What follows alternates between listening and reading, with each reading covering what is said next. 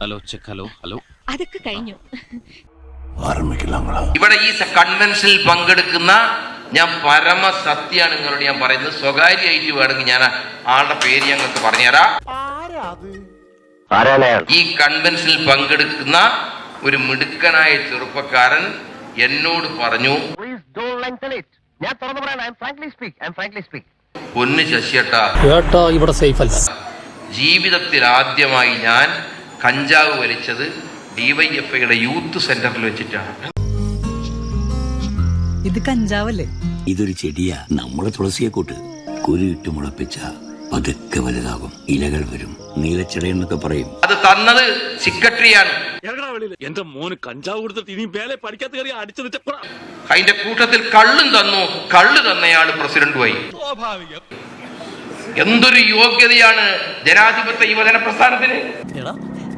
അളിയില്ലേ ടെറസിന്റെ വെള്ളി ചെടി നനയ്ക്കുന്ന പരിപാടി ഉണ്ടായില്ലേ? എന്ത് ചെടിയാന്നറിയോ? ഇല്ല, കഞ്ചാവായിരുന്നു. നേരിട്ട് പരാതി കൊടുത്തു.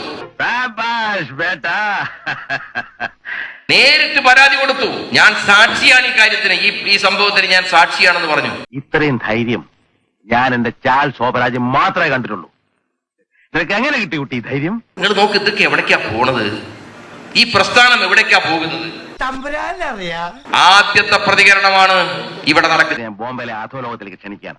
അവിടെ ഒരു ദാദയാകാം.